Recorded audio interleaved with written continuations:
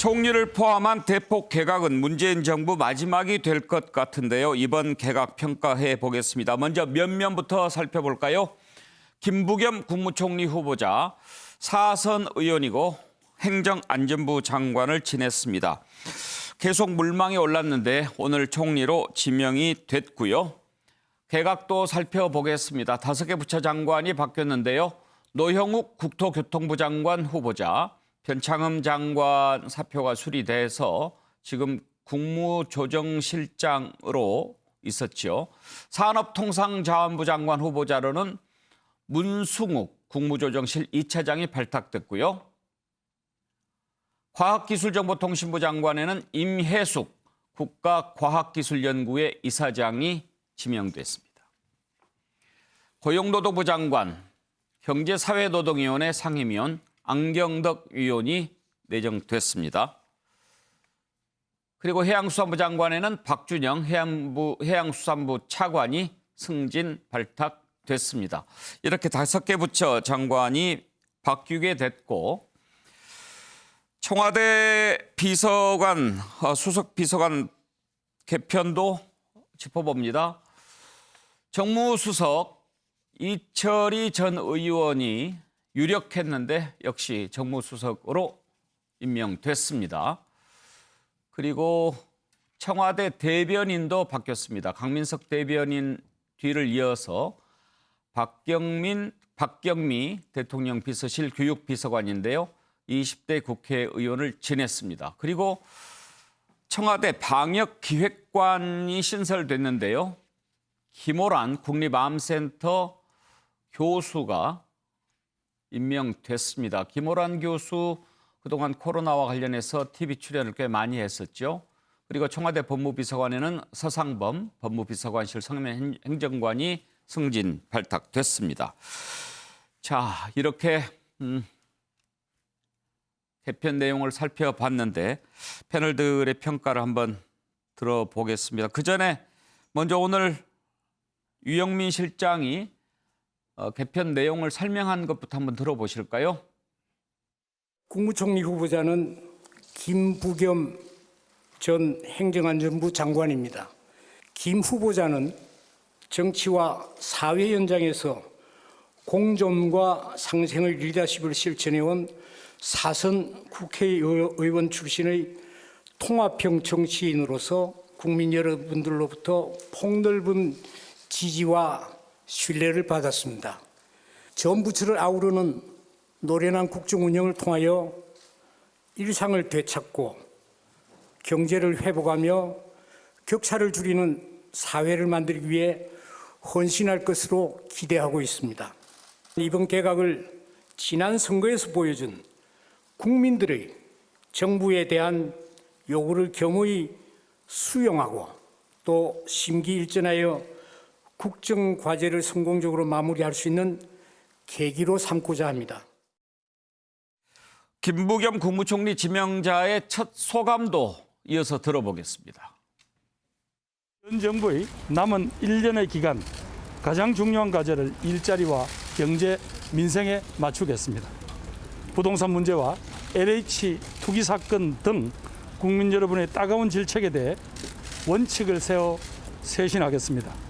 2030 세대가 미래의 꿈을 키울 수 있게 실질적인 대책을 마련하겠습니다. 더 겸손하고 낮은 자세로 국정을 쇄신하겠습니다. 현장의 목소리를 가감없이 대통령께 전달하겠습니다. 국민 여러분의 목소리를 경청하고 소통하며 국민 상식과 눈높이에 맞게 정책을 펴고 국정 운영을 다잡아 나가겠습니다. 예, 네 분 패널은 어떻게 평가할지 궁금한데요. 네 분 패널 소개합니다. 신경민 전 국회의원, 차재원 부산 가톨릭대 특임교수, 정태근 전 국회의원, 형은택 전 더불어민주당 상근 부대변인 나오셨습니다. 어서 오십시오. 네, 안녕하세요. 먼저 신경민 의원께 이번 평가를 한번 들어보고 싶은데 어떻게 평가하시겠습니까? 내용상으로는 김부겸 총리 후보하고요. 이철희 수석. 이게 이제 어떻게 말하면 깜짝 인사에 들어가고요. 인적 쇄신은 불가피한 선택이죠. 4.7 재보궐 이후에 제일 먼저 해야 되는 것이 바로 인적 쇄신이니까 지금 이제 한 열흘 좀 안 됐죠. 인적 쇄신은 할 타이밍이 지금 된 거고요. 오늘을 넘어가면 다음 주로 넘어가면 이제 이건 뭐 하는 거냐 안 하는 거냐라고 예. 얘기를 들을 수 있는 시점이기 때문에 시점은 뭐 그럭저럭 데드라인은 맞췄다고 생각이 되고 김부겸, 이철이 이 두 분의 발탁은 평가를 해줘야 됩니다. 이 친문 쪽하고는 거리가 거의 없는 예. 친문이라고 분류하기는 좀 어렵죠. 예. 두 분이 다 자기의 개성이 있고 능력이 있고 검증이 이미 돼 있는 분들이기 때문에 그런 점에서는 일단은 좀 참신한 인사였다라고 생각이 되고요. 근데 문제는 이게 지금 너무 예상이 많이 됐습니다. 예. 바로 4월 7일 밤부터 지금 한 열흘 가까이 김부겸 총리하고 이제 몇 분의 이름이 오르락내리락 했는데 김부겸 총리로 갈 것이다라는 예상이 압도적으로 예. 많았고요. 그리고 정무수석도 바로 4일을 정무수석이 표시를 했을 때 이제는 친문으로 가서는 안 되는 거 아니냐. 정무를 이렇게 해서는 안 되는 거 아니냐라는 예. 얘기들이 쭉 나왔을 때 자연스럽게 이철이 정무수석 얘기가 나왔습니다. 근데 이제 이철이 수석은 자기는 정무 아니면은 청와대에 가고 싶은 생각이 없다라고 예. 공언을 하고 다녔거든요. 그래서 이철이 수석이 자연스럽게 거론이 됐고요. 그런데 이제 이철이 수석이 발탁이 되는 것은 상당한 그 뭐라고 그럴까요? 서프라이즈라고 그럴까요? 그냥 이철이 수석이 여러 번 얘기를 했는데 여러 번 까였거든요. 그 이철이 수석을 받아들이게까지 결정하는 것은 대단한 결정으로 평가를 해야 될 겁니다. 그런데 문제는 이것도 너무 오래, 예. 굉장히 오랫동안 돼서 진작에 나왔죠, 이름이. 아니, 청와대는 뭐 청문회를 거칠 필요도 없는 예. 자리인데 아직도 이철이가 수석을 안 갔어 뭐 이런 얘기들이 두런두런 예. 나왔거든요. 그래서 시간상으로는 뭐 먼저 수석을 하고 그다음에 총리를 하고 이러는 것도 괜찮았을 텐데 그래도 됐을 텐데. 네, 한꺼번에 예. 하겠다는 말하자면 이 시간 조절이 예. 있었던 것이 좀 오개티라고 그럴까요? 근데 이철이 수석이 앞으로 어떤 수석을 할 것이냐라는 건 대단히 주목거리입니다. 만약에 이철이 수석이 지금까지의 수석과 다른 행태나 다른 얘기를 한다고 그러면은 이건 이제 정권 내부에 잔잔한 파란을 일으킬 수도 있기 때문에 주목되는 부분이라고 평가하겠습니다. 예, 쇄신 이미지를 위해서 아마 이렇게 한꺼번에 다 발표를 한 것 같은데요. 그런데 차재원 교수, 네. 과연 이제 오늘 청와대 수석, 대변인, 그리고 총리, 5개 부처 개각, 네. 오늘 바뀐 사람들이 과연 민심 수습을 위한 쇄신 기대할 수 있을 만한가 하는 평가가 궁금한데 어떻게 생각하십니까? 저는 뭐 국민의 기대에 좀 못 미쳤다는 생각이 듭니다. 네. 뭐 우리 심 의원님께서는 뭐 그 김부겸 총리 지명자 그리고 또 이철이 정무수석 이 발탁에 대해서 높게 평가를 했는데 저도 뭐 그 부분에서 높게 평가하고는 싶습니다.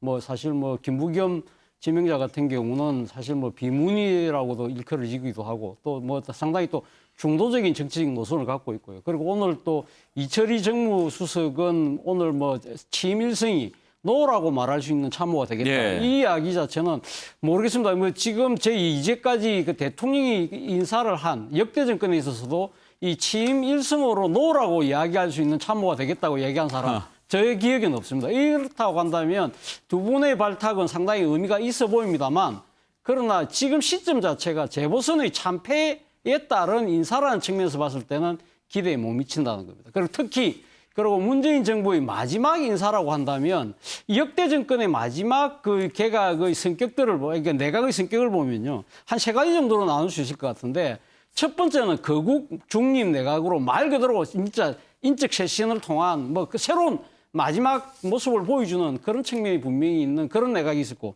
두 번째는 통합과 탕평의 내각 뭐 그 정도도 상당히 아마 민심의 따가운 목소리를 받아들여서 마지막에 뭔가 우리가 새로운 모습을 보여주겠다는 그런 의지가 담겨 있다고 한다면 세 번째 유형이 소위 말하는 안전과 관리의 내각인데 이번 내각은 안전과 관리에 좀 더 초점이 맞춰지지 않을까. 왜냐하면 지금 뭐 김부겸 총리는 뭐 이렇게 됩니다만 나머지 장관들 5분의 장관 자체는 사실은 뭐 이번 정권에서도 계속적으로 중용되어 왔던 관료 출신들 그리고 전문가 출신들이라고 했을 때 과연 지금 문재인 정부가 이번 재보선 과정에서 따갑게 국민들로부터 질책을 받았던 국정에 대한 기조를 과연 바꿀 수 있는 그 정도의 목소리를 낼 수 있는 국무위원이 될 것인가, 그 부분에 대해서는 국민의 기대에 못 미친다는 거죠. 예. 역시 오늘 발표 내용과 관련해서 김부겸 국무총리 내정자 그리고 이철희 정무수석에 대한 관심이 가장 높은 것 같은데요.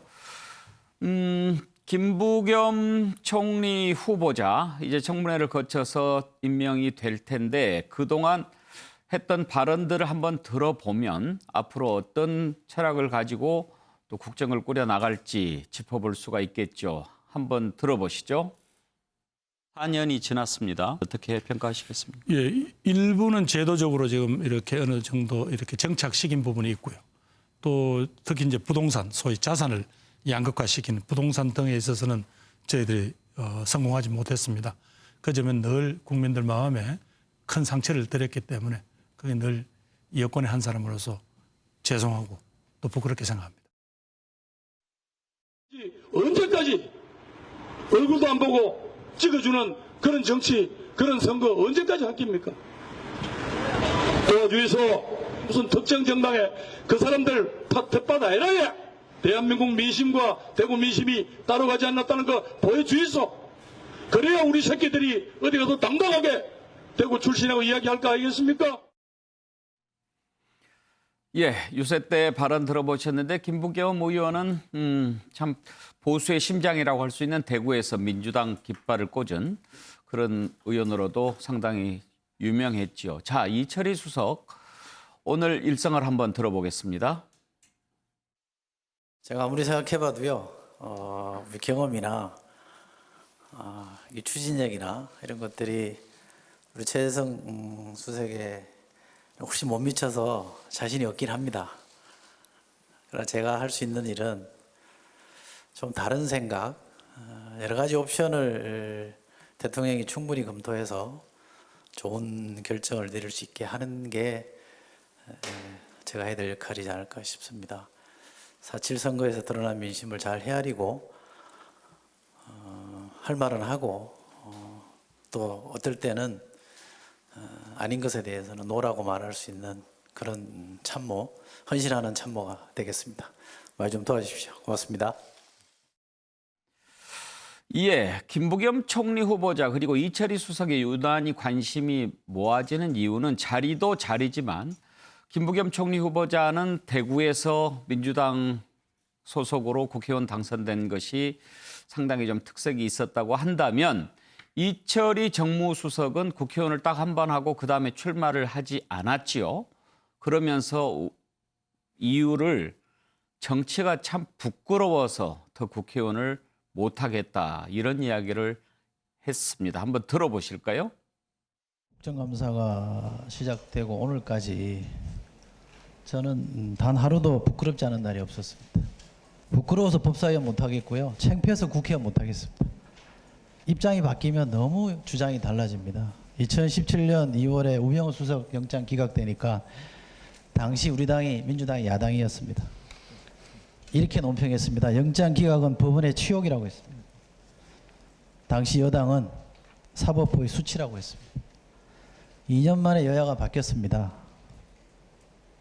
조국 장관 동생 영장이 기각되자 우리 당은 적절한 판단이라고 했습니다. 야당인 한국당은 사법부의 수치라고 했습니다. 이게 뭡니까?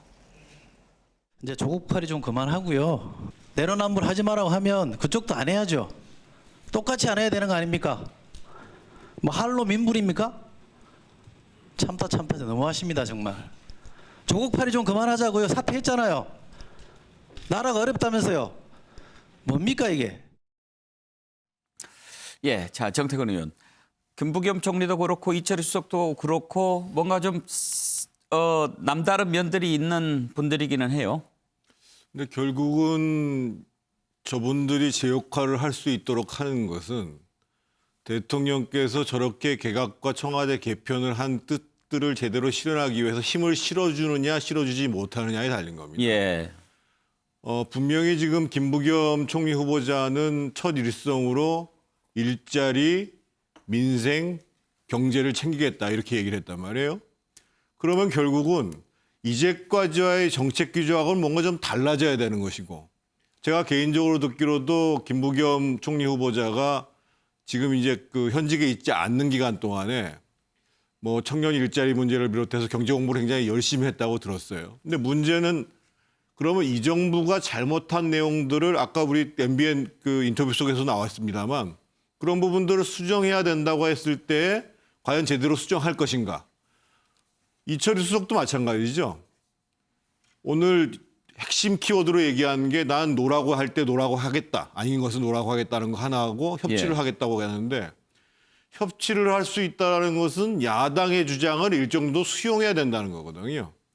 그런 의미에서 본다면 문재인 대통령이 이번 개각의 핵심 포인트인 이 두 분들한테 어느 정도 힘을 실어주고 이분들의 견해를 정말 경청할 것인가 이게 핵심인데 우려스러운 거는 사실은 뭐 여러 가지의 문제가 있습니다만 부동산을 비롯해서 문재인 정부의 경제 정책에 굉장한 많은 문제가 이번에 심판을 받은 거거든요. 그런데 이번에 등용되는 사람들을 보면 물론 이제 뭐 그 과도기여가지고 홍남기 부총리가 나왔다고 합니다만 사실은 이 경제 라인 청와대에 있는 뭐 이호승 정책실장도 마찬가지고 이번에 등용된 장관도 마찬가지고 다 관료들을 그냥 배치한 상황이에요. 이제까지 정책을 그냥 따라왔던 그런 의미에서 봤을 때 이번 개각은 지금 평가받는 것이 아니라 실제로 김부겸 총리 후보자가 총리가 된 다음에 내각에 대해서 어떠한 얘기를 할 것인가. 그리고 이철희 정무수석이 정말 노라고 했을 경우에 대통령께서 어떻게 반응하실 것인가. 이때 갈라진다고 보여집니다. 예. 현근택 부대변인 평가는 어떠신가요?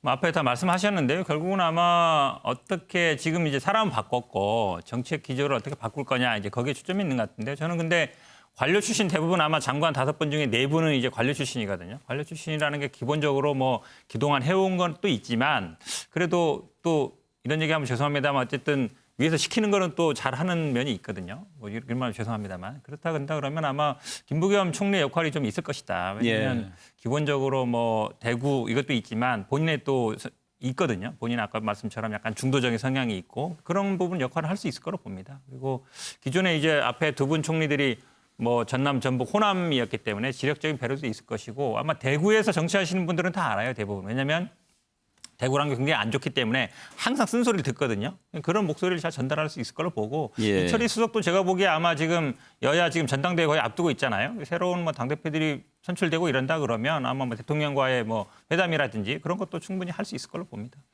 예. 그런데 신경민 의원, 그 이제 문재인 대통령으로서 거의 마지막 이런 그 큰 인사가 되지 않겠습니까? 그런데 그런 생각이 듭니다. 지금 김부겸 총리 후보자 선거 유세 장면을 보거나 또 이철희 수석 국회에서 발언한 내용 이렇게 보면 상당히 상품들이 좀 괜찮은 상품 같아 보이는데 네. 이 좋은 상품을 포장을 좀 잘해서 내놓으면 잘 팔리지 않겠습니까? 그런데 상당히 괜찮은 상품인데 주는 감동이라고 그럴까 좀 임팩트가 좀 약한 건 아쉬운 것 같아요. 아까 말씀드린 그 시간 예. 그리고 이걸 한꺼번에 모아서 해야 되겠다라는 이 어떻게 보면 상품 포장과 시기의 예. 문제에서 조금 판단이 그랬어요. 뭐 저희들 판단하고는 좀 달랐던 것 같고요. 그래서 이것을 뭐 이렇게 판단을 한 것은 뭐 여러 가지 또 깊은 뜻이 있었겠죠. 예. 근데 조금 아쉬운 대목이 있고요. 이제 문제는 정태근 의원이 얘기를 한 대로 자 이제 이건 지나간 일이고 이제 앞으로 이걸 그럼 어떻게 이걸 드라이브를 걸어서 해야 될 것이냐.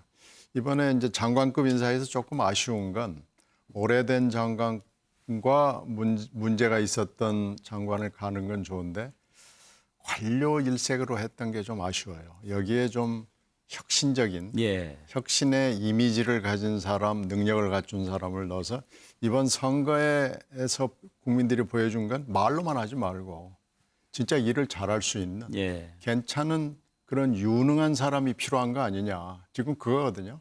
실천과 실력을 보여달라는 거기 때문에 그게 좀 뭔가 좀 핵심이 하나 빠져 있다는 느낌을 강하게 받습니다.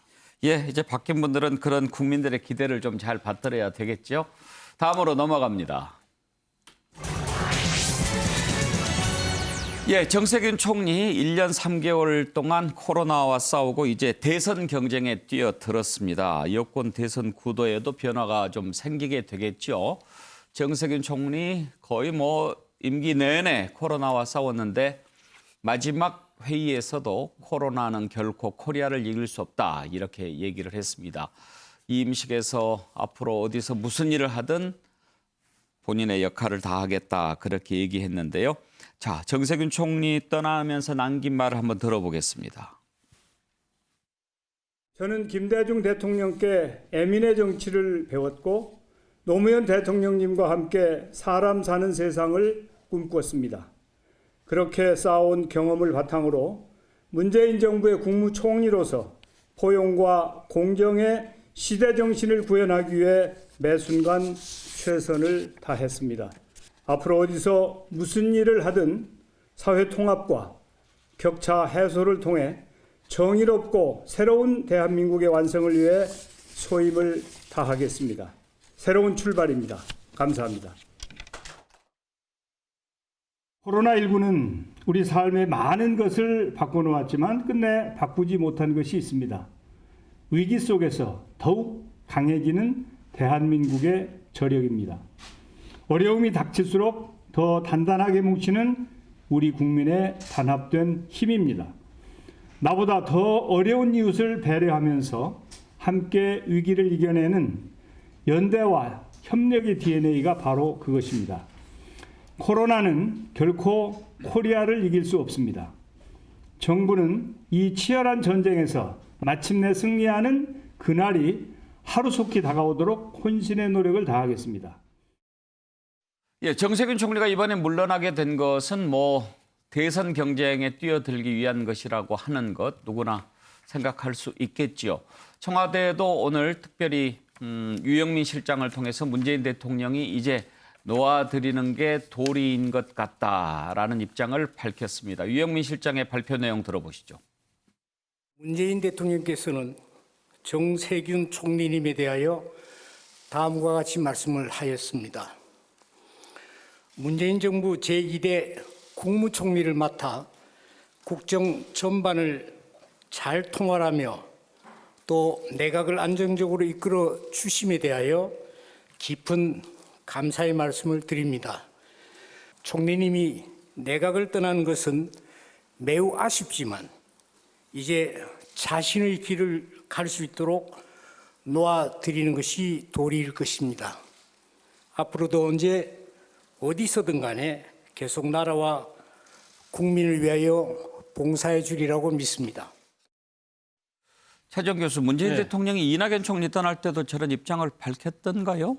저렇게 공식적으로 입장을 밝히지는 않았지만 아마 그 떠나기 직전에 더 독대를 통해서 상당히 나름대로 하니까 그동안의 노고를 치하하고 했다는 부분들은 언론에 놓은 적이 있죠. 그리고 사실 이 지금 떠나는 총리에 대해서 대통령이 이렇게 이 비서실장을 통해서 공식 입장을 밝힌 건 제 기억으로 사실 처음 아닐까. 그렇다고 한다면 문재인 대통령 입장에서는 오늘 뭐 정세균 총리가 떠나면서 새로운 출발이라는 이야기를 했는데 아마 대권의 도전에 대한 뭐 의지죠. 그렇다고 한다면 지지까지는 몰라도 그러니까 나름대로 격려를 하겠다는 뭐 그러한 생각은 분명히 있어 보입니다. 사실 문재인 대통령 입장에서 보면 정세균 총리가 상당히 아마 고마울 수밖에 없는 것이죠. 이 정세균 총리가 취임하자마자 바로 코로나 사태가 터졌지 않습니까? 그중에서도 작년 3월 달에 터졌던 대구에서 이 코로나 사태. 이때 정세균 총리가 바로 집무실을 대구로 옮겼어요. 대구에서 완전히 지금 진두지휘를 하면서 사실 그 대구에서 급한 불을 끄는데 혁혁한 공을 세웠던 건 사실이거든요. 그런 측면에서 상당히 아마 문재인 대통령 입장에서 고맙기도 하고 또 한편으로서는 좀 미안한 측면도 있었을 거예요. 왜냐하면 역대 총리들 같은 경우는 대통령이 정상회견을 사실상 한 분담을 해서 이 지금 1호 전용기를 타고 좀 이렇게 해외 순방도 하면서 나름대로 상당히 외교력도 넓힐 수 있는 그런 기회가 있는데 이번에 거의 못했지 않습니까? 이번에 사실 이란 가면서 전용기를 처음 타신 거거든요. 그런 측면에서 보면 아마 대통령 입장에 조금 미안한 측면도 분명히 있을 거예요. 그러나 한편으로는 K-방역을 하는 데 있어서 상당히 공을 세웠다. 그런 측면에 있어서는 아마 정세균 총리의 앞날에 대해서 예. 아마 좀 나름대로 기대를 각별하게 표할 수밖에 없었지 않았나 생각이 듭니다. 현근택 부대변인 네. 이제 관심은 정세균 총리가 대권 경쟁에 그렇죠. 뛰어들면 네.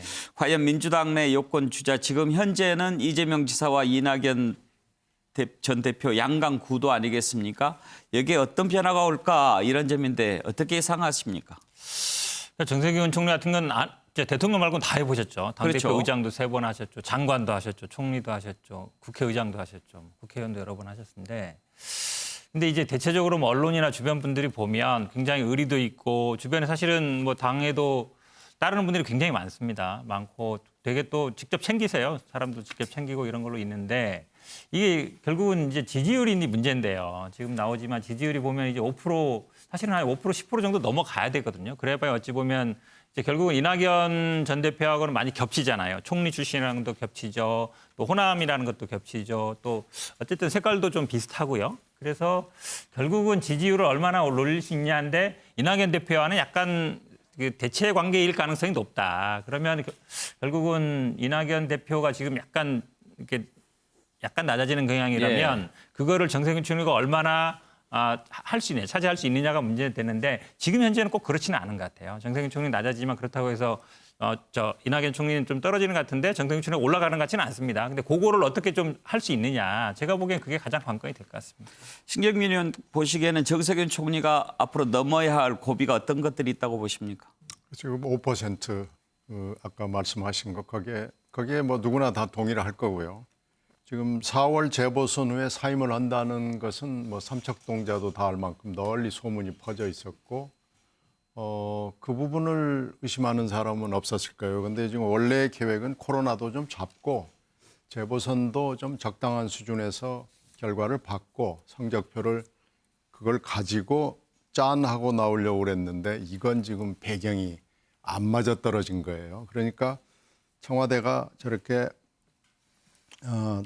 실장을 통해서 뭐 이렇게 긴 얘기를 하게 된 건 지금 뭐 문책과 경질성 개각으로 돼 있지만은 총리는 예외다라는 얘기를 대통령의 입을 통해서 설명을 해준 거거든요. 그러니까 이제 그게 정세균 전 총리한테 도움이 될까? 예. 이제 그것이 아마 관전 포인트일 것 같아요. 그래서 이낙연 전 총리하고 금방 얘기한 이런 아주 겹치는 예. 여러 가지에서 서로 대체제 역할을 할 수 있을 것이냐. 그런데 이제 여기서 아마 여론조사에서 대체제가 긴 건지 아닌 건지는 판가름이 그건 날 겁니다. 예, 이제 앞으로 여권 대선 후보는 어쨌든 이재명, 이낙연, 정세균 3자 구도로 짜여지지 않겠습니까? 오늘 정세균 총리가 그만두고 사실상 대선 경쟁에 뛰어들었을 때 이낙연 전 대표 문재인 대통령을 지키겠다라고 강조했습니다. 내가 죽는 한이 있더라도 대통령을 지키고 가겠다. 내가 문재인 정부 절반 이상 이인자를 했는데 내가 다른 소리 하는 거는 사기다. 이렇게 얘기했습니다. 자, 이낙연 대표도 무언가 친문을 향한 자신의 입장을 확실하게 밝히면서 나는 절대 문 대통령을 배신하지 않겠다는 메시지를 던진 겁니다. 그런가 하면 이재명 경기도지사는 최근에 방역과 관련해서 경기도가 자체적으로 백신을 확보하는 노력을 해보겠다. 다른 나라가 개발하고 접종하는 새로운 백신을 경기도가 독자적으로 도입해서 할 수 있는지 검토하고 있다라고 밝혔는데 이 내용을 가지고 단순한 백신 문제가 아니고 뭔가 문재인 대통령과 독자적으로 이 정부와는 독자적으로 뭔가를 좀 해보려고 하는가 그런 해석이 나왔습니다. 여기에 대해서는 또 정부에 협력하겠다는 취지지 그런 뜻은 아니다 이렇게 해명했지만 벌써부터 뭔가 치열한 싸움이 좀 벌어지는 분위기 같지 않습니까? 정태근 의원 전망을 한번 들어보고 싶은데요. 앞으로 펼쳐질 구도. 앞서 정세균 총리가 상당히 어려운 처지라고 저는 냉정하게 보는데요. 그 이유는 문재인 대통령의 지지도가 하락하는 시점에 있어서 총리를 했어요. 그러니까 지금은 거의 지금 30% 밑으로 내려가는 그 과정까지 있는 상황이고, 두 번째로는 지금 저렇게 이재명 지사가 백신 얘기를 꺼내는 이유는 이 정부가 백신 공급에 실패했다는 것을 인정을 하는 거거든요. 그러니까 그 문제와 관련해서 소위 가장 중앙에 있어서 실무적인 책임을 진 분이 정세균 총리예요. 그러니까 사실상 뭐 지자체까지 나서서 저는 뭐 백신을 확보하기 위해서 다 뛰어다니는 건 좋은 문제인데, 어떻든 이재명 지사가 던진 얘기는 뭐냐면 문재인 정부는 백신 수급에 실패했다, 이 얘기를 하는 거고, 예. 그것에 대한 실무적인 가장 높은 자리의 책임은 정세균 총리에 있다라는 점들을 은연중에 부각시킨 거예요. 그래서 지금 봐서는, 제가 봤을 때는 뭐 제 개인적인 평가입니다만, 냉정하게 말씀드리면 이낙연 총리, 전 총리도 반등하기 어렵고 정세균 총리도 점프하기 쉽지 않다, 저는 그렇게 봅니다. 차지원 교수, 네. 지금 정세균 총리가 링에 오르면 네. 이낙연 지사 입장에서 봤을 때 유리할까요? 불리할까요? 저는 꼭 불리하다고만은 판단하기 좀 어렵지 않을까 하는 생각이 듭니다. 왜냐하면 지금 이재명 지사가 사실 1강을 지금 달리고 있는 상황이기 때문에 아마 이낙연 지금 전 대표 입장에서는 상당히 따라가기가 좀 버거운 상황이지만, 그러나 이재명 지사하고 맞서는 또 한 축으로서의 정세균 전 총리가 만약에 그러니까 지금 하나의 독자 세력을 형성을 하게 될 경우에는 소위 말해서 이재명 지사에 대한 당내에서의 경선 자체에 대한 나름대로의 좀 뭐랄까요, 조금 새로운 이 흥미로운 요소가 생긴다. 그렇다고 한다면 아마 이 경선하는 과정에서 예를 들면 양자 간에 또 이제 단일화 이야기도 나올 수 있는 것이고요. 그런 측면에서 본다고 한다면 저는 뭐 두 사람 중에서 한 사람이 결국은 지금 이재명 지사에 맞서는 후보가 돼야 되는 그 국면이 된다고 한다면, 저는 뭐 이낙연 대표 입장에서는 정세균 전 총리의 등장을 계기로 해서 정세균 총리를 지렛대로 해서 본인이 짬파할 수도 있다는 생각도 네. 하고 있지 않을까 하는 생각이 듭니다. 물론 그것이 과연 가능할지는 지켜봐야 될 대목입니다만. 예, 정세균 총리가 물러나면서 여권 대선 구도 어떻게 달라질 것인가 하는 것까지 살펴봤는데요. 문재인 대통령이 개각을 단행한 오늘 민주당은 또 새로운 원내대표를 선출했죠. 이 내용 살펴보겠습니다. 선거 참패 이후 9일 만인데요. 윤호중 의원이 새 원내대표로 선출이 됐습니다. 친문 핵심으로 분류가 되는 사선 의원인데요. 자, 상당히 표 차이가 많이 났습니다. 박완주 의원과요. 윤호중 신임 원내대표 발언을 들어보겠습니다. 윤호중 후보가 더불어민주당 원내대표에 당선되었음을 선포합니다.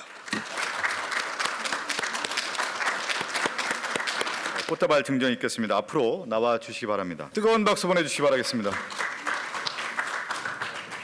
우리 당을 빨리 보선 패배의 늪에서 벗어나서 일하는 민주당, 유능한 개혁정당으로 함께 가자는 뜻으로 받아들이겠습니다. 우리 당이 다시 국민의 사랑을 받는 정당이 될 수 있도록 분골쇄신하겠습니다. 신경민 의원, 지금 뭐 세력 분포로 봤을 때 거의 예상이 된 결과라고 할 수 있죠? 네, 지금 표 획득한 걸 보면 예상에서 벗어나지 않았습니다. 6대4 정도라고 봤는데요. 딱 보면 지금 169표 중에서 104표? 예. 이게 딱 6대4입니다. 예. 그러니까 좀 예상했던 거고, 박완주 의원은 지금 현재 뭐 운동권 출신이기는 하지만은 조금 결이 좀 다르죠. 그래서 아마 GT 계열 지지도 좀 받고 뭐 이러면서 이제 4 정도를 벗어나기는 쉽지 않을 거다라고 예상을 했거든요. 그래서 뭐 이건 전혀 예상을 그대로 맞췄다고 볼 수가 있고요. 예. 그리고 윤호중 지금 신임 원내대표도 사실은 오늘 얘기도 뭐 예상을 했던 대로 하는 거고요. 이제 문제는 4.7 재보궐의 선거 그 결과를 어떻게 해석하느냐. 재해석을 통해서 우리가 더 깊이 천착을 해야 되는데 이렇게 가는 것이 맞느냐. 이게 5.2 예. 전당대회하고 어떻게 연결이 될 수 있는 것이냐. 5.2 전당대회에 지금 세 후보가 등록을 했는데 여기서 이제 어떤 조합이 나올 것이냐. 이제 이 다음으로 시선이 가는 거죠. 그래서 이제 윤호중 원내대표가 또 어떤 원내 전략, 여야 협치를 이철희 수석도 얘기를 하기 때문에 지금 뭐 이렇게 원내를 국회 원내 그것을 바꾸고 할 계제는 물론 아닙니다. 1년밖에 지나지 않았기 때문에. 그러나 자연스럽게 지금 원내가 여야가 앞서거니 뒤서거니 좀 바뀌게 돼 있거든요. 그래서 지금 이 시점에서 1년이 되는 시점에 뭔가 여야 협치를 위해서 새로운 돌파구, 새로운 원칙을 세워나갈 수 있는 좋은 시점이 아니냐라고 하기 때문에 지금 국회를 어떻게 새로 꾸리느냐라는 것이 다음에 차관점으로 등장하게 됐습니다. 차재욱 교수, 예상대로 당선됐다라고 하는 거는 결국 뭔가 좀 변화를 요구하는 그 목소리는 제대로 반영이 안 됐다. 이렇게 볼 수가 있지 않습니까? 사실 그 전에 초선 의원들이 이런 문제를 제기하기도 하고 또 어떤 노웅래 의원 같은 경우에는 책임 있는 사람들은 안 나와야 되는 거 아니냐 그런 얘기도 하고 그랬는데요.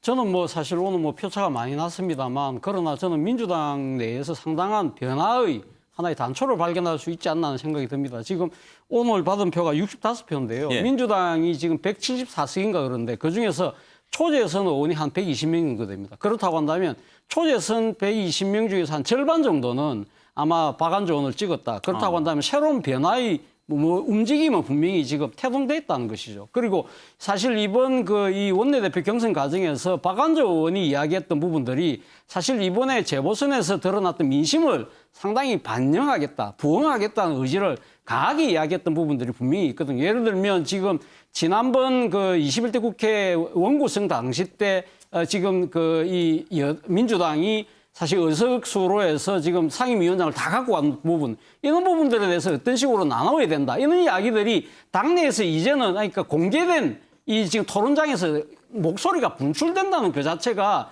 민주당 내에서의 새로운 바람, 새로운 목소리를 지금 이야기하고 있는 것이 아닐까. 그렇다고 한다면 오늘 박안주 의원은 좀 비록 패배는 했지만 저는 상당히 이러한 부분들이 앞으로 향후 이 대선 경선 내에서 또 새로운 민주당의 자세 변화, 태도 변화를 낳는 하나의 중요한 하나의 계기도 될 수 있겠다는 희망을 저는 봤습니다. 네. 자, 다음으로 넘어가겠습니다. 이번에는 국민의힘 살펴볼 텐데요. 먼저 오늘 김종인 전 국민의힘 비대위원장과 금태섭 전 의원이 만났지요. 아주 상당한 관심을 모았는데 무슨 얘기가 오고 갔을지 한번 짚어보도록 하겠습니다. 일단 두 분 다 말을 아꼈습니다만 각자 기자들과 만나서는 얘기를 들려줬습니다. 금태섭 전 의원, 김종인 위원장 발언을 차례로 한번 들어보시죠. 오늘 저 개인적인 모임이라서요. 제가 말씀드리기가 어렵습니다. 여러 가지 말씀드렸고 또 좋은 말씀 많이 듣고 했는데 그 내용에 대해서 말씀드리기는 어렵습니다. 그 얘기 중에서 혹시 윤석열 전 총장에 대한 자, 거기까지만 하겠습니다. 새로운 감사합니다. 창당 관련 얘기도 좀 하셨어요? 고맙습니다. 또 오늘 만난 거는 개인적으로 제가 김종인 대표님하고 위원장님하고 만난 거니까 어떤 얘기 나눴는지 말씀드리기는 어렵습니다. 개인적인 대화라서. 제 입장에서는 제 계획도 말씀을 드리고 또 이 좋은 말씀도 듣고 그렇겠습니다. 구체적인 내용은 개인적으로 나눈 대화라서 말씀드리는 게 예의가 아니라고 생각합니다. 그러면 금 의원님이 가지고 계신 계획은 어떤 것인지? 자, 그건 나중에 다른 기회에 말씀을 드리겠습니다. 지금 오늘 김종인 위원장님하고 만나는 자리인데 제가 여기서 제 계획을 말씀드리기는 어렵고요. 그런 거는 차근차근히 다음 기회가 될 때 말씀을 드리겠습니다. 고맙습니다. 내가 뭐 하려고 지금 새로운 정당을 만들겠어? 사람이 정당을 만들려면 특정한 정치적인 목적이 있어야 될 거 아니야. 내가 무슨 목적이 있다고 내가 그런 정당을 만들겠어. 금태섭 의원이 주도적으로 만든다고 하면 도와주실 의향은 있으세요? 아니 금태섭 의원이 만들지 안 만들지는 내가 이제 모르는 거고, 그거에 대해서 내가 뭐라고 코멘트 할 이유가 하나도 없다고. 그래도 오늘 조언한 잡담 내용 중에 뭐 한 가지라도 금태섭 의원한테 아니 그냥 잡담하다고 나왔는데 제3지대 제3지대라는 건 없어요. 무슨 제3지대가 있겠어. 예. 정태근 의원, 김종인 위원장 발언은 항상 좀 해석이 필요한 것 같습니다. 아닙니다. 아닙니다. 저 그대로 받아들이시면 됩니다. 그래요? 제가 실제로 보기에도 그러면 김종인 위원장이 그동안 발언했던 것 다 그냥 그대로 받아들이면 됩니까? 거의 그대로 얘기하죠. 돌려서 얘기하지 않죠. 아, 그래요? 예, 오늘도 제가 봤을 때 별 얘기 없었을 거예요. 실제로. 그러면 아사리판이라는 것도 그대로 받아들이면 될까요? 실제로 김종인 대표는 아사리판이라고 보는 거죠. 예. 지금 국민의힘이요. 예. 오늘 아침 아니 그 전에 뭐 김종인 위원장이 3자 구도로 가도 이긴다라고 했을 때는 항상 뭐 패널들이 해석하기를 그것은 안철수 대표와의 단일화 과정에서 우리가 좀 유리하게 힘을 얻기 위해서 한 것이다라고 해석을 해주고 그러면서 또 그렇지 않을 때는 또 그대로 받아들이라고 하면 헷갈린단 말이에요. 오늘은 제가 보기에 그대로 받아들이는 게 맞을 것 같습니다. 예. 실제로 금태섭 의원이 신당을 추진한다고 얘기를 했습니다만 아마 기억이 나실지 모르겠습니다만 금태섭 의원이 서울시장 나오면서 꾸린 캠프가 어떻다라는 거에 대해서 기억이 아무도 없잖아요. 그런데 그런 정도 캠프를 구성하는 분이 어느 날 갑자기 신당 추진한다고 당이 되나요? 안 돼요, 그거는요. 그렇다고 김종인 대표 스타일이라는 스타일이 와서 도와달라고 하면 모를까? 본인이 나서서 일을 만들어 가시는 스타일이 아니거든요. 그리고 또 한 가지 중요한 사실은 뭐냐면 예를 들면 과거에 우리가 이해창 총리가 신한국당에 들어왔을 때요. 대통령과 맞섰다라고 하면서 또 이해창 총리 주변에 있는 사람 몇몇만을 가지고도 당을 싹 정리를 했어요. 잘 한번 생각해 보십시오. 당내에 전혀 근거가 없었던 이해창 총리가 하루아침에 당에 들어와 가지고 당을 완전히 장악해 버렸단 말이에요. 결국 중요한 건 뭐냐면 윤석열 전 총장이 정치를 이제 시작해서 대권 레이스를 한다고 했을 때 그 진영을 어떻게 갖출 것인가 그리고 구도를 어떻게 잡을 것인가 이 문제가 중요한 문제이지 지금 야권이 통합하는 게 무조건 중요하다. 그래서 제가 말씀드리잖아요. 통합보다 더 중요한 것은 이 당이 통합되든 안 되든 관계없이 어떠한 방향으로 갈 것인가 그 방향이 국민들한테 공감을 받을 수 있을 것인가 없을 것인가의 문제가 굉장히 중요한 문제인데 마치 지금 새로운 당을 만들면 뭐가 되는 것처럼 또 기존에 있는 당은 안 되는 것처럼 이렇게 얘기할 필요는 없다는 거예요. 예. 그래서 저는 오늘 아침 모임은 금태섭 의원 얘기대로 아마 김종인 대표는 또 금태섭 의원이 종종 연락하고 그러니까 뭐 고생했다고 하고 도와줬다는 거에 대해서 고맙다는 말 했을 거고 뭐 제3지대나 신당에 대한 얘기는 저는 실제로 없었을 거라고 봐요. 예. 그런데 이제 현근택 부대변인 네. 오늘 모임을 기자들이 많이 관심을 갖고 특히 또 정치권에서 주목하는 이유는 김종인 위원장이 국민의힘을 떠난 뒤에 국민의힘을 계속 비판하지 않았습니까? 그리고 금태섭 전 의원을 김종인 위원장이 만나자고 했다는 거예요. 네. 그런 점에서 뭔가 김종인 위원장이 새 판을 이렇게 좀 짜보려고 하는 게 아닌가 이렇게 생각들을 많이 했던 것 같아요. 그런데 오늘 뭐 그냥 잡담했다. 제3지대가 어디 있냐 이렇게 얘기하는 걸로 봐서 지금 뭐 정태근 의원은 그 말을 그대로 해석하면 그대로 들으면 된다라고 하지만 다른 쪽에서는 뭔가 좀 얘기가 잘 안 된 거 아니냐 그런 분석도 나오더라고요. 저도 그렇게 보여요. 아마 김종인 전 비대위원장은 금태섭 위원이 어떤 생각을 갖고 있는지 한번 들어보고 싶었을 거예요. 왜냐하면 신당 창당도 하겠다 그러고 뭐 안 들어간다 그랬으니까 일단 안 들어간다 그랬으니까 뭔가 계획이 있겠거니 이제 들어보려고 그랬죠. 김종인 비대위원장 항상 그런 스타일이잖아요. 얘기를 한번 들어보고 평가하거든요. 근데 들어봤더니 뭐 잡담만 했다. 제3지대 없다. 이 얘기는 금태섭 의원이 별 비전이 없다. 계획도 없고 그냥 어찌 보면 그냥 한번 만난 정도밖에 안 되는 거죠. 그러니까 금태섭 의원도 정치를 해온 게 지금 잘 말씀하셨지만 뭐 검사하다가 뚝 들어와서 공천받아서 국회의원 한 거거든요. 본인이 예를 들어서 뭘 만들어서 한 적은 없어요. 한 번도. 이번에 서울시장 할 때도 그냥 방송하고 토론한 게 없었거든요. 그렇게 본다 그러면 김종인 비대위원장은 약간 뭔가 기대를 했을 것 같은데 들어봤더니 별거 없더라. 그러니까 제가 보기에는 앞으로 또 말릴 일은 별로 없을 것 같아요. 왜냐하면 김종인 비대위원장이 사람에 대한 평가 냉정하잖아요. 한 번 보고 아니면 아마 다시 만나자고 할 것 같지는 않아요. 그리고 아마 또 그것도 있었을 것 같아요. 혹시 검사 출신이고 윤석열하고 무슨 좀 친밀성이나 아니면 또 뭐 연결할 게 있나? 왜냐하면 계속 연락하라 그랬는데 연락 안 하잖아요. 그러니까 윤석열이 뭐 연락할지도 모르겠다라는 그런 이렇게 내가 금태섭을 한번 만나면 그다음에 연락 오려나? 약간 그런 기대도 있을 것 같은데 예. 그것도 제가 보기에 별로 안 나왔을 것 같아요. 이 사람 만나봐야 뭐 윤석열이 연락 안 할 것 같다. 뭐 이런 생각이 좀 갖지 않았을까? 개인적으로는 그렇게 보입니다. 예. 자, 어떻게 해석을 해야 될까요? 앞으로 이제 또 상황을 지켜보면 알 텐데 역시 그 중심에는 윤석열 전 총장이 있지요. 윤석열 전 총장을 떼놓고는 지금 뭐 여러 가지 일들을 해석하기는 힘드니까요. 김종인 위원장이 윤석열 전 총장에 대해서 했던 말 그리고 새 판을 정말 짜려고 하는가 하는 것을 짐작하게 하는 국민의힘을 향한 발언 들어보시죠. 윤석열 전 총장도 만나실 내가 스스로 만날 용의는 없어. 내가 뭐 한번 보자 그러면 내가 볼 용의는 있지만 내 스스로가 뭐 누구 만나고 싶은 그런 생각은 없어요. 아무런 연락도 없는 사람한테 내가 뭐 이러고 저러고 미리 얘기를 들을 없잖아.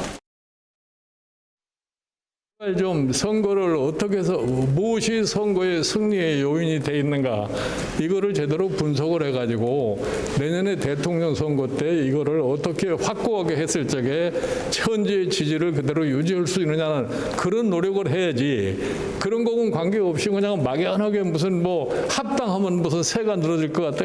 솔직히 얘기해서 서울 시민들이 무슨 국민의당하고 국민의힘의 힘을 통합을 하라고 지금 오세훈이 시장 당선시킨 저 그런 식으로 선거 결과를 갖다가 해석을 하면은 내가 보기에 별 희망이 안 보이는 거예요. 대부분의 우리 당의 국민의힘의 중진 의원들까지도 안철수의 후보를 갖다가 은연중에 지원했던 사람들이라고. 그 안철수 대표에 대해서 계속 언급하는 거 가지고 막 뒷담화 정치라고 그 사람들은 안철수를 신주 따지처럼 모세야지 지네들 희망이 있다고 생각하니까 그러는 거 아니에요. 예, 하여튼 이제 김종인 위원장 발언은 거침이 없습니다. 차지영 교수, 예. 윤석열 총장에 대해서는 연락이 오면 만나는 주겠다. 지금 그런 발언인 거죠. 그렇죠. 사실 이 김종인 위원장이 상당히 정치판의 산전수전을 다 겪은 분 아닙니까? 그렇기 때문에 본인이 먼저 보자고 이야기했을 경우에 향후 만약에 같이 일을 하게 될 때라도 상당히 정치적인 그러니까 뭐랄까요 위치가 약간은 바뀔 수 있다. 그런 생각도 하고 계시겠죠. 그러나 무엇보다도 중요한 부분은 김종인 위원장 입장에서는 향후 어떤 식으로든 이 정권 교체에 자신이 뭔가 뚜렷한 역할을 해서 뭐 역사에 족적을 남기겠다는 생각을 분명히 하고 계실 것 같아요. 그럼에도 불구하고 오늘 왜 가면 지금 이 정치를 안 한다 이야기를 하고 제3지대가 없다는 식으로 이야기를 하면서 윤석열 총장의 운신의 폭을 좁히는 식으로 이야기를 하느냐. 그거는 어제하고 며칠 사이에 나왔던 여러 가지 정치적인 흐름 때문에 이야기가 되는 것이 아닐까 하는 생각이 듭니다. 예를 들면 어제 김병준 전 비대위원장이 뭐라고 이야기했습니까? 과거 그 동아은행 뇌물 받은 것 때문에 이야기를 하지 않았습니까? 그러니까 오늘 정치를 안 하겠다 이야기하죠. 나는 그런데 관심이 없다. 계속 한다. 그런 식으로 될 경우에는 자신의 과거 이력을 둘러싼 여러 가지 논란들이 나올 수 있고 또 제3지대를 이야기하면 계속 윤석열 총장의 이야기가 계속 될 수밖에 없기 때문에 저는 아마 작전상 일시적인 후퇴로 이런 이야기를 하고 있는 것이 아닐까 하는 생각이 듭니다만 그러나 어쨌든 지금 오늘 금태섭 전 의원을 만나고 이러한 부분들이 계속 이 뉴스의 중심에 본인이 지금 위치하고 있잖아요. 그렇다고 한다면 아마 자신의 존재감을 분명히 보여주고 있는 것이고 그리고 또 지금 바로 직전까지 비대위원장을 했지만 자신이 몸담았던 국민의힘에 대해서 강하게 저렇게 질타하는 이유는 본인이 생각했을 때는 지금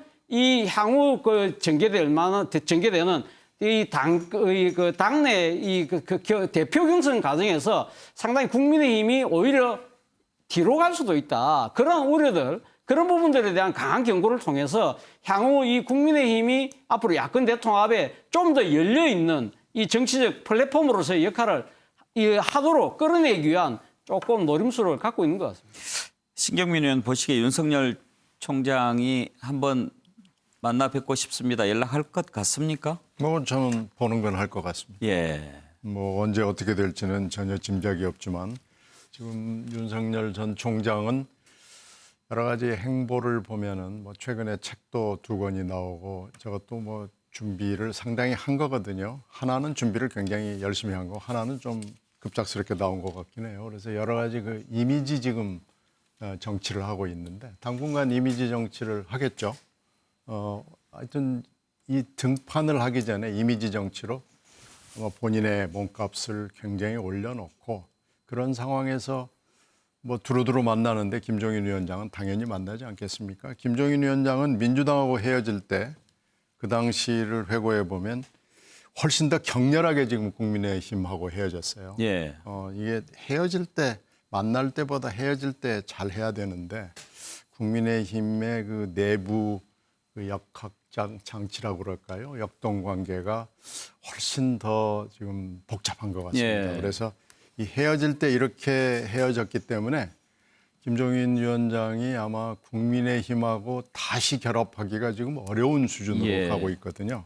그런 점으로 봤을 때는 제3의 정당이 되는 것은 현실적이지 않다고 보는 것은 매우 현실적인 김종인 위원장의 생각으로 봤을 때는 맞는 말씀이고요. 예. 그러니까 저 얘기는 그대로 믿어야 될 거고요. 예. 근데 이제 금태섭 전 의원은 제3의 공간에 대해서 굉장히 관심이 많습니다.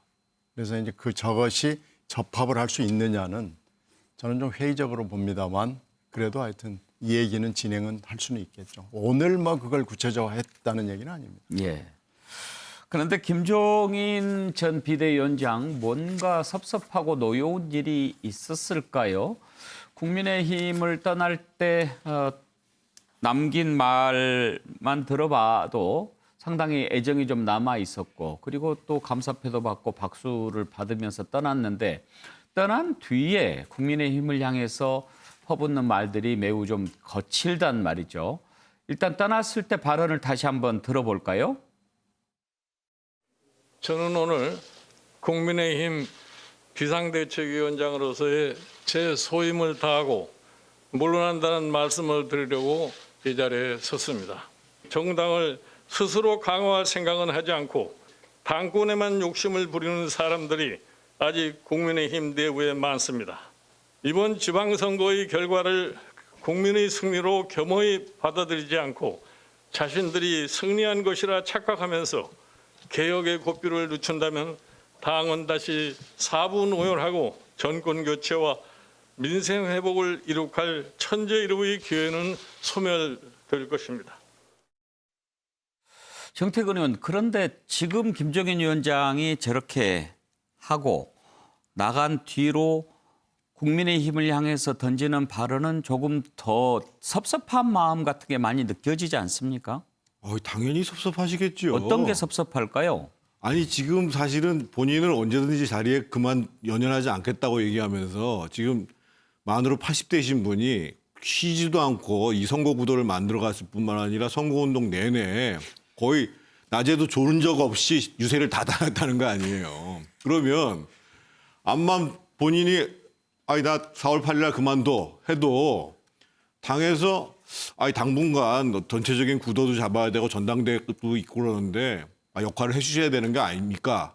라고 얘기할 법도 하죠, 사실은. 그런데 그런 분위기는 사실 없잖아요. 그러고 난 다음에 당의 이 국민의힘 내부의 분위기는 이미 당권 주자들은 움직이기 시작을 한 것이고 그런데 더 걱정스러운 거는 저 말씀은 제가 아주 분명히 본인의 진심이라고 보여지는데 야권 통합을 한다고 하는 것이 중요한 것이 아니고 국민의힘이 국민들을 상대로 어떤 방향으로 가야 될 것인가. 그러니까 지금 저분이 비대위원장을 하면서도 정말 중요한 역할을 했던 것은 국민의힘이 잘못했던 과거에 대한 사과를 하는 것, 호남에 다가가는 것, 정책을 중도적으로 옮겨가는 것. 이런 부분에 대해서는 당내에서 정말 깊이 있게 생각하지 못한다는 거죠. 예. 그런 측면에서 봤을 때 걱정스럽다라는 말씀을 하시는 거고 앵커께서 말씀하신 대로 저는 섭섭한 마음도 꽤 있다고 봐요. 안 붙잡아서? 그런 여러 가지 이제 당신에 대한 예우 측면에서 봤을 때 예. 뭔가 이제 섭섭함이 있지 않겠는가라는 측면도 저는 있다고 봐요. 예. 그런데 김병준 전 비대위원장이요. 네. 윤석열 총장이 아마 안 만날 것이다. 전과자와 손잡겠느냐. 장제원 의원이 이렇게 비판하는 것은 이해가 되는데 김병준 위원장은 왜 저렇게 험하게 이 얘기를 하죠? 무슨 개인 뭐가 있나요? 야권 통합, 야권 재편이 됐을 때 뭔가 역할을 하실 생각인지 모르겠습니다만 저 얘기는 사실은 정치권에서는 그렇게 먹히지 않은 얘기입니다. 저 예. 얘기를 김병준 위원장하고 홍준표 전 대표가 하는데 과거에 이제 동아은행이 노태우 대통령한테 비자금을 주는데 이제 그 중에 일부의 돈을 가지고 공천원금 내라 해가지고 했다라는 내용들은 다 알고 있는 내용들이거든요. 그래서 아마 김병준 전 비대위원장 입장에서 보면 뭐 김종인 위원장이 상당히 못마땅한 내지는 너무 리더십이 독선적이지 않냐 뭐 이런 측면들을 부각시키려고 했던 거고 그 결국은 윤석열이라는 대권 후보가 김종인과 손을 잡겠냐 이 문제를 얘기한 건데 지금 많은 분들이 자꾸만 김종인 뭐 비대위원장, 윤여준 장관 뭐 그런 분들 뭐 굉장히 중요하신 분들이죠. 근데 제가 계속 일관되게 윤석열 총장의 진영이 중요하다고 얘기하는 것은 윤석열 총장이 집권하려면 지금 정말 이 40대, 50대 중에서 본인과 같이 캠프를 끌고 갈 수 있는 기라성 같은 멤버들을 찾는 게 중요한 문제고 그것을 기본적으로 한 연후에 정말 그런 경륜을 갖고 있고 또 사회적인 여론을 움직일 수 있는 이런 그 또 이 원로급 지도자들을 만드는 것이 중요한 문제지 원로급 지도자들하고 먼저 손을 잡는다. 과연 그것이 국민들한테 그렇게 다가갈까요? 그래서 너무 저는 언론에서 윤석열 총장의 행보와 관련해 가지고 자꾸만 김종인 비대위원장, 윤여준 장관 이렇게 바라보는 거에 대해서 저는 언론이 좀 잘못 보고 있다고 봐요. 예. 그런데 현근택 부대변인. 네.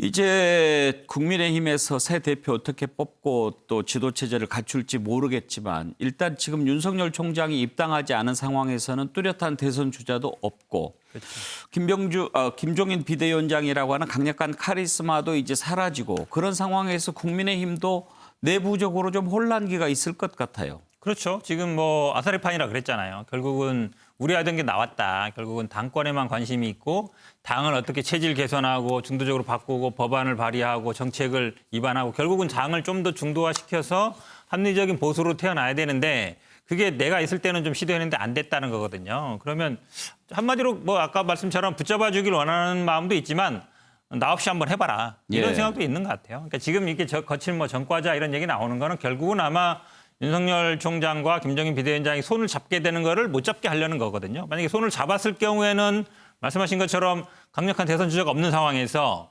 안철수는 합당한다 그러잖아요. 합당한다고 그래서 과연 뭐 지지율이 올라가거나 그렇지 않다 그러면 국민의힘에서는 당연히 사람들이 흔들 수밖에 없잖아요. 그래서 저는 근데 자꾸 합당 뭐 들어오라 얘기하는 건 좋은데 최근에 이제 국민의힘 쪽에서 어떤 얘기를 하냐면 돈 없어도 못할 것이다. 그런 얘기 하잖아요. 돈 많이 드는데 어떻게 하겠느냐. 예전에 반기문 전 총장도 뭐 한 달에 뭐 몇천씩 들어가니까 못했던 거 얘기하면서 굉장히 자존심 긁는 거거든요. 그러니까 결국은 네가 어디 가겠냐. 들어올 수밖에 없지 않냐. 돈도 많이 써야 되는데 그렇게 얘기하면 오히려 더 자존심 상해서 안 할 수도 있다. 그래서 잘 이렇게 포장을 하든가 아니면 이렇게 해야 되는데 저는 안 들어올 이유를 점점 더 많이 만들고 있는 게 아닌가라고 보입니다. 예. 자, 보궐선거 이후에 정치권이 이렇게 큰 변화를 겪고 있는데요. 이 영향이 방역까지 받고 있습니다. 이 문제를 한번 짚어보겠습니다. 확진자 수는 늘어나고 백신 접종은 지지부진하고 K방역에 빨간불이 켜졌는데 중앙정부와 지자체 간에 서로 좀 다른 목소리가 나오고 있습니다. 국민들 우려가 좀 커지고 있는데요. 오세훈 서울시장 취임하자마자 서울시형 상생방역 이렇게 주장하면서 자가검사 키트를 통한 뭐 방법을 또 제안을 했고요. 이재명 지사 아까도 얘기했지만 백신을 자체적으로 구입하는 것 검토하겠다고 하고 박형준 부산시장은 평일에 한해서 점심시간에 5명 이상 모이는 거 한번 검토해보면 어떠냐 이렇게 지금 제기를 하고 나섰습니다. 그동안 일사불란하게 추진돼 왔던 방역 대책 이렇게 지자체 힘 있는 단체장들의 목소리가 나오면서 조금씩 흔들리고 있는데요. 이 주장들 한번 쭉 들어보겠습니다. 장의 자가진단 키트 활용을 전제로 서울형 거리두기 매뉴얼이 시행이 된다면 업종별 특성을 반영한 영업시간 연장이 가능해지는 등 큰 시너지 효과를 내면서 방역 체계에 완전히 새로운 전기를 마련할 것으로 확신합니다. 그리고 검사를 원하는 사람이 언제나 편하게 검사를 받을 수 있는 접근성이 높으며 확진자 스크리닝이 가능하다는 점 등 장점이 훨씬 크기 때문에 도입을 해야 하며 특히 학교의 시범 사업으로 적용하는 것에 대해 긍정적인 의견들도 많이 제시되었습니다. 새로운 다른 나라들이 개발 또 접종하고 있는 백신을 우리 경기도라도 독자적으로 좀 도입해서 접종할 수 있을지를 지금 실무적인 검토를 하고 있고 가능하면 중앙정부에 건의해서라도 추가의 백신을 확보하도록 노력해 보겠다는 말씀을 드립니다. 어쨌든 지금 현재까지 진행되고 있는 중앙정부의 접종 계획이 차질 없이 시행되도록 최선을 다하겠습니다. 거리두기나 다른 대책을 혹시 구상하고 있는 게 있을까요? 네, 부산도 지금 4차 대유행으로 가는 것 아니냐 하는 우려가 깊어지고 있습니다. 그런 한편으로 이 소상공인들을 비롯해서 이 생업을 하는 분들은 그동안 너무 지쳐 있기 때문에 이 획일적 방역에 대한 또 불만도 높아지고 있습니다. 그래서 방역과 경제의 균형을 어떻게 맞출 것이냐가 고민인데요. 지금 방역 나온 것 가운데 철저히 준수할 것은 더 철저히 하고 그동안의 데이터를 통해서 조금 비합리적이라고 생각되는 것은 고쳐갈 생각입니다. 신경민은 저렇게 다른 목소리들이 나오는 것 괜찮을까요? 뭐 할 수 있죠. 특히 이제 선거 때 제일 많이 접촉하는 게 이제 골목에 있는 분들, 특히 자영업자들 하기 때문에 굉장히 많은 얘기들을 후보들이 들어서요. 뭐 할 수는 있습니다. 그런데 이제 방역은 과학이고 의학이고 정치가 아니기 때문에 하기 전에 좀 미리 점검을 하고 사전에 가능성, 일단 과학적인 걸 체크를 하고 얘기를 해야 되는데 금방 저기 시민건강국장이 얘기하는 거 보면은 뭐 잘 지금 전혀 점검하지 않고 시장한테 덜렁 얘기하고 시장이 바로 또 얘기를 하고 이런 거거든요. 그래서 자가진단 키트라는 게 지금 그런 거 아닙니다. 일단은 국산 제품은 없고요. 그리고 정확도가 20% 내외에서부터 높아봐야 한 6, 70, 뭐 어떤 건 90이라고 얘기를 하는데 그것도 뭐 제품에 따라서 많이 다르고요. 그냥 전문가들이 하는 게 아니고 정말 작아기 때문에 음성이라고 믿는 양성 환자들이 활보하게 될 가능성이 매우 높습니다.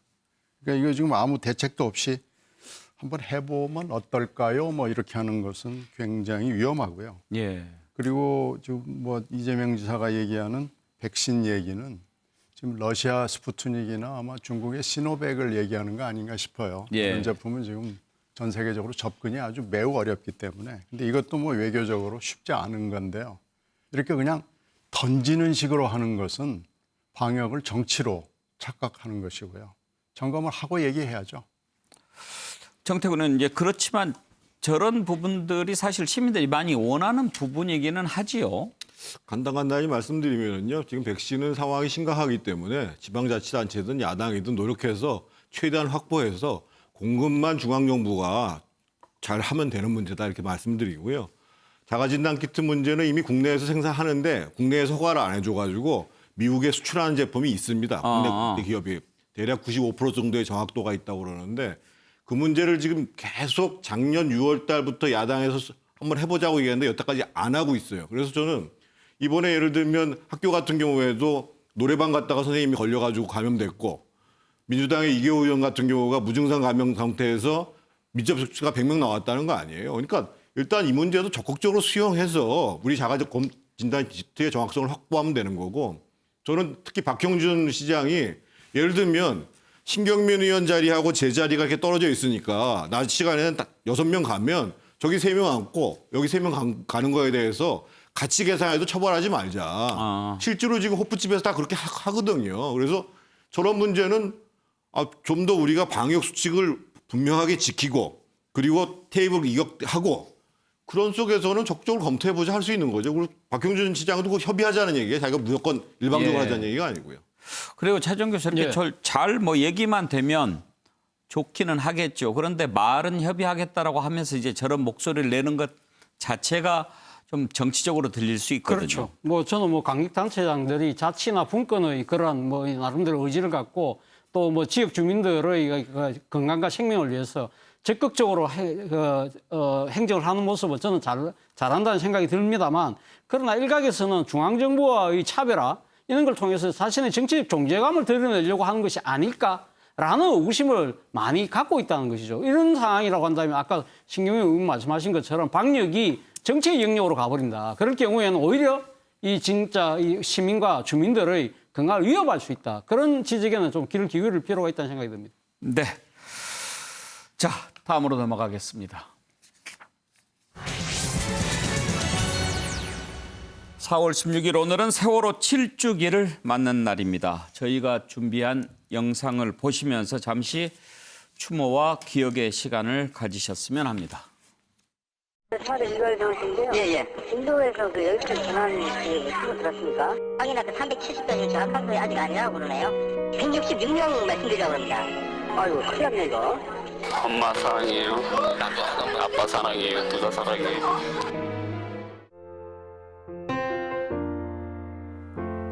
나의 사진 앞에서 울지 마요. 나는 그곳에 없어요. 나는 잠들어 있지 않아요. 제발 날 위해 울지 말아요. 나는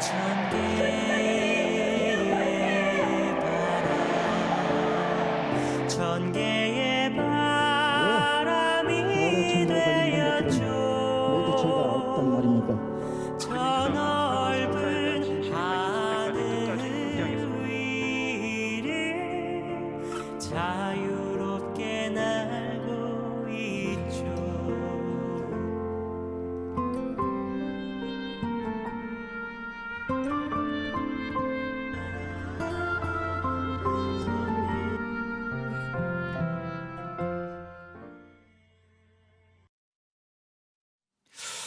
예. 현근택 부대변인, 그런데 네네. 지금 유족들 아직도 진상 규명을 요구하지 않습니까? 기본적으로 이게 아마 여러 뭐 검찰 수사도 했고 지금 제대로 안 돼서 이제 항고도 하고 이랬는데 잘 안 되고 있는 것 같습니다. 근데 저는 오늘 아마 야당이 그래도 5년 만에, 이게 사실은 그전에는 이게 뭐 정치적인 사건이 아니잖아요. 우리 방역이 정치적인 게 아닌 것처럼 이것도 정치적인 문제가 아니거든요. 그래서 뭐 특검에도 반대하고 막 이랬었는데 오늘 5년 만에 그래도 야당 지도부가 참여했어요. 저는 그거는 칭찬해주고 싶습니다. 이거 지금 문제가 남은 거는 결국은 이 진상 규명하는 문제잖아요. 왜 이런 원인이 있었느냐. 사실은 되게 안타까운 면이 있어요. 그래서 일각에서 이거 뭐 그만해라 얘기도 있지만 저는 아마 유가족들이 이 정도 했으면 됐다 할 때까지 저는 뭐 해야 된다고 보고 있습니다. 예.